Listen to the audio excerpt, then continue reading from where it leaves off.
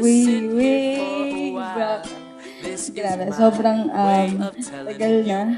Hindi natin maalala yung date, hindi natin maalala yung araw.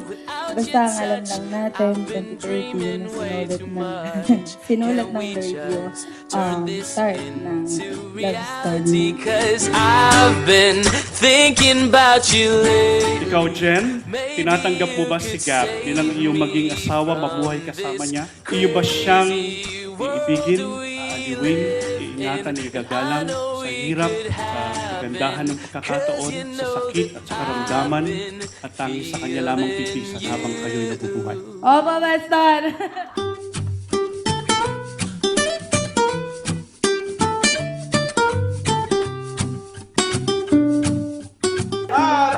Araw! Storms, they will come, but I know that the sun will Tinatanggap mo ba si Jen upang maging asawa at kakasama siya? Siya ba'y iyong iibigin, aaliwin, aalagaan sa hirap at kasaganaan, sa karamdaman at kalusugan, tanging sa kanya lamang pipisan habang kayo nabubuhay? Opo! I've been thinking about you lately. Maybe you could save me from this crazy world we live in. And I know it could happen, 'cause you know that I've been feeling you. I know you want me. There's no other love. At gusto ko rin siyang pasalamatan dahil binayaan niya ako ng isang babaeng mapagmahal, maunawain, maalaga, at mapagmahal sa magulang. I want you for myself. I've been thinking about you lately. Maybe you could save me from this crazy world we live in. And I know it could happen, 'cause you know that I've been feeling you. I know you want me. I've been thinking about you lately. And maybe you could save me from this crazy world we live in. And I know it could happen, 'cause you know that I've been. Ang pag-ibig ay selfless. Hindi mainggitin, hindi mayabang, hindi mapagmataas man. Yan po ay mga salita na hindi ikaw, kundi palaging inuuna ang isa.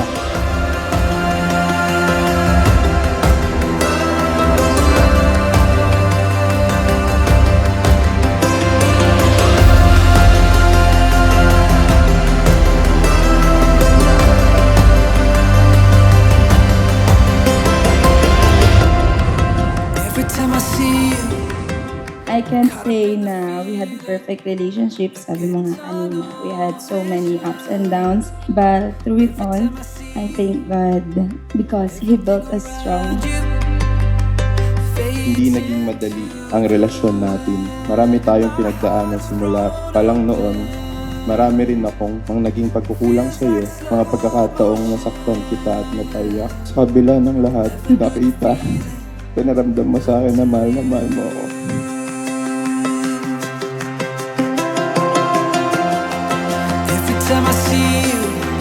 Narito kami para sa iyo, para sa inyo. Ngayong kayo ay magkakaroon ng bagong buhay. Nawa, magbigay mo kay Jen ang pinakamabuting buhay para sa kanya na karapat dapat niyang tanggapin mula sa iyo. Hi Beth, kasal na tayo. Finally, matagal itong hinintay ng maraming tao. Pero higit sa lahat, matagal din itong hinintay ng Diyos. Una sa lahat, gusto kong magpasalamat sa Diyos dahil dumating ka sa buhay ko. Simula nung nakilala kita, parang alam ko na agad na panalo ako.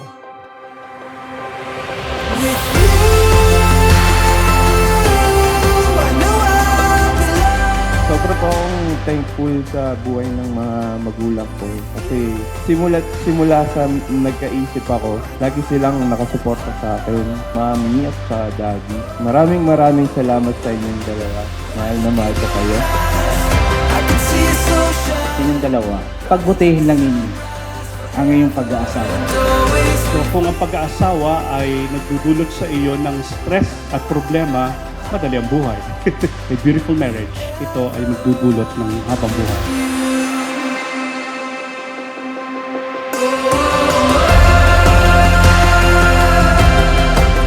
Lagi na tayong magkasama sa lahat. Hindi ka nagigising mag-isa sa kama. Hindi mo na ako kailangan hanapin. Hindi ko nasasabihin na uuwi na ako. Ang sasabihin ko na, uuwi na tayo. Na ang kasiyahan mo ay nagdudulot ng kasiyahan sa akin. Every time I see you, I just wanna feel you. Pull me closer. Take me in the moonlight. Take me to your room. Mamahalin ko lahat ng taong mahal mo. Aalagaan kita, kasamahan kita, poprotektahan kita at hindi kita iiwan. I will stand by you, I will support you, and I will walk with you. Never ahead, never behind, but always beside you.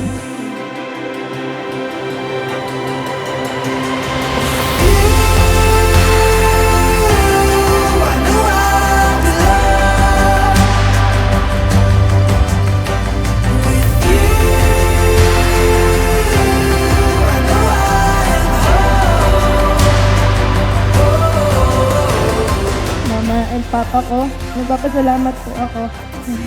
Magulang ko kay Mama and Papa.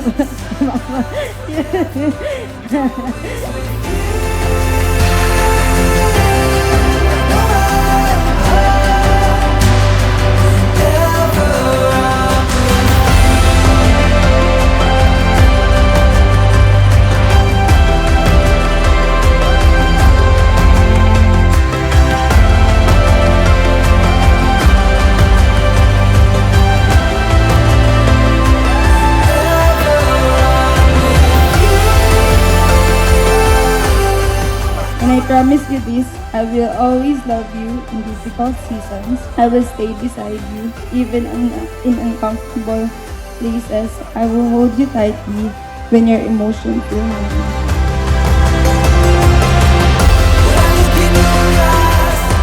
Pinapangako kong papasayahin kita sa abot ng aking makakaya. Kasamahan ka sa hirap at ginhawa. Kasamahan kang tumanda, gumawa ng memories. Pinapangako kong hindi kita iiwan o ipagpapalit sa naman. Mula sa araw na ito, hindi ka na mag-isa, kasama niyo ako. Mahal na mahal kita hanggang sa huling hininga.